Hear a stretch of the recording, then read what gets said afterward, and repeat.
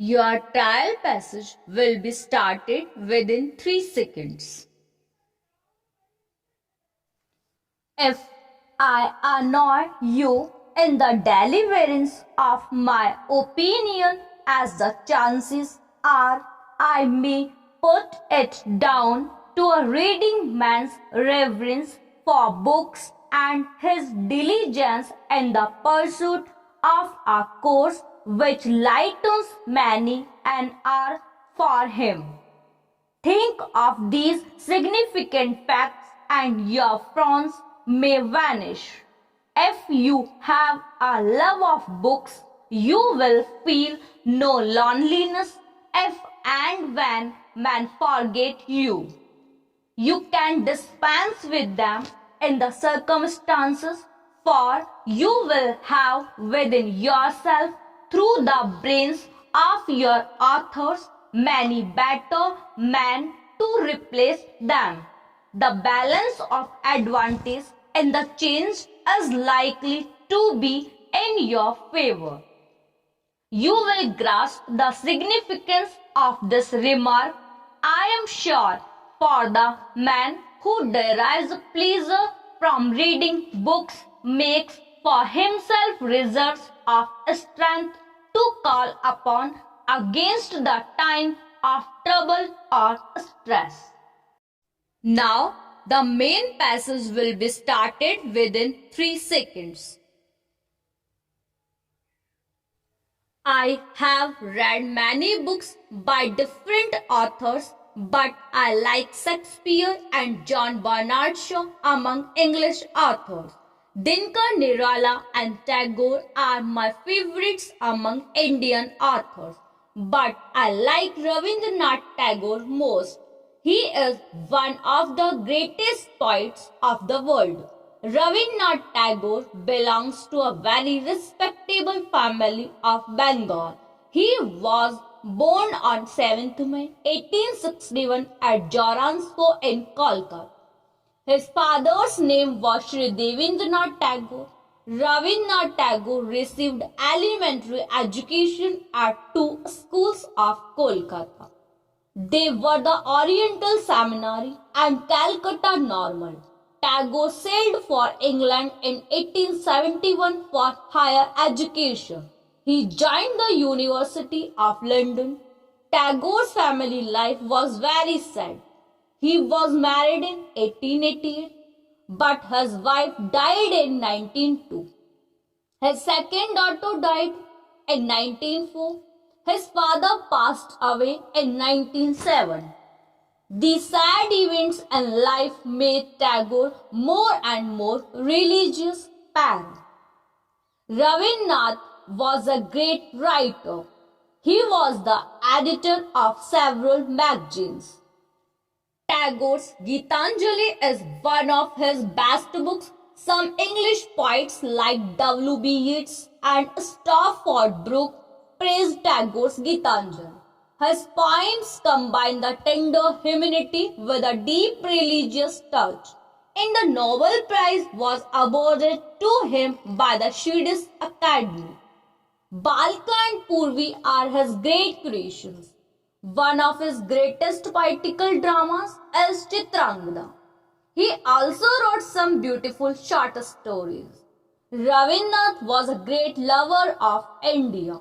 He raised his voice against the Britishers. He fought the war for freedom through his writings. Tagore was a great educationist also.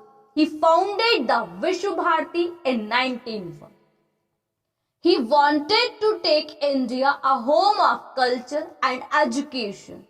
It has become the famous university of the world. But this great son of India died on 7th August 1941. Tagore is my favorite author.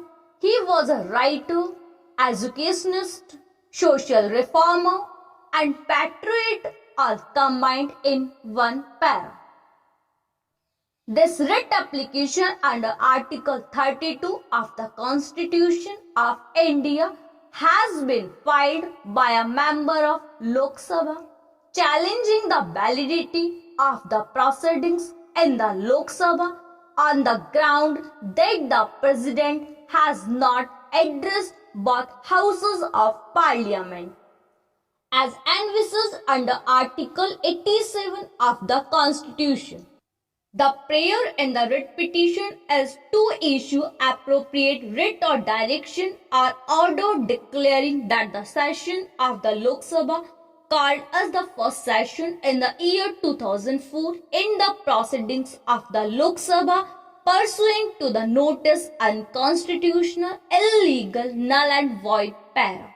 The case set up by the petitioner is that the session was the first session of the Lok Sabha in the year 2004 and there was no address by the President informing the Parliament the cause of its summons as provided for and required under Article 87(1) of the Constitution of India para.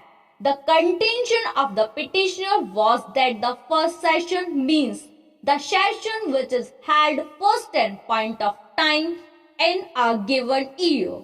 According to him, the session was the first session of the House of the year 2004. The sittings thereafter continued up to 5th February 2004 para. There is no dispute before us that the 14th session of the 13th Lok Sabha commenced on 2nd December 2003.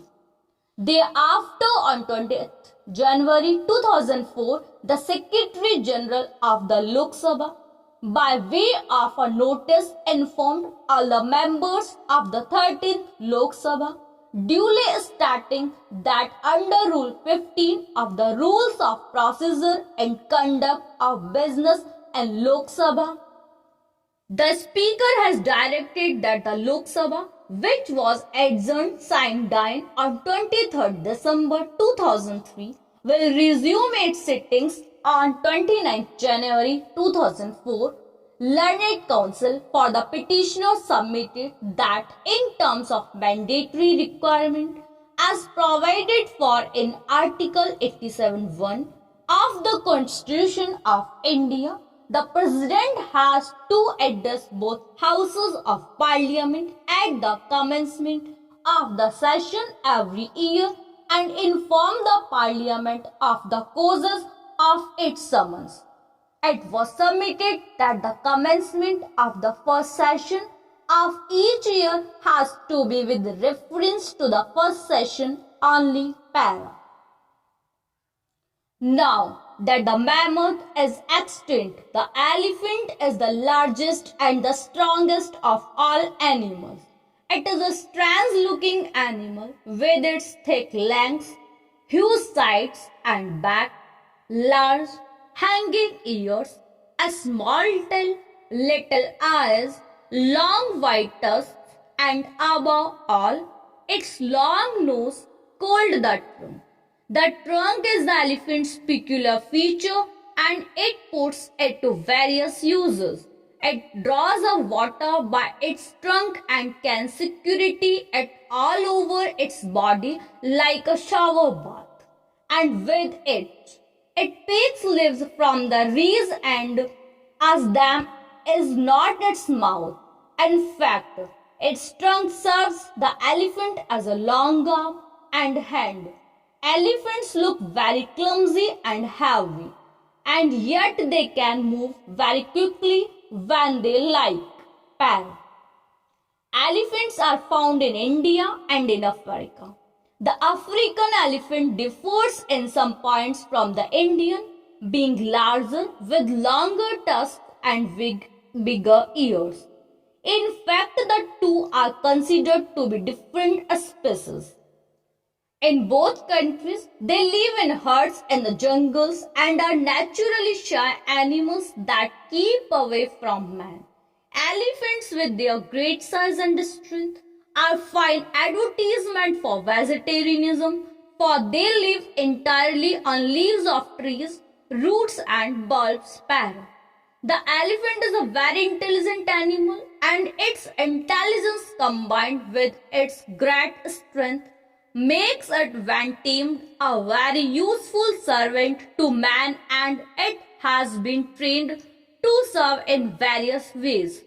Elephants can carry heavy loads and they are used to draw heavy wagons and big guns that would require many horses.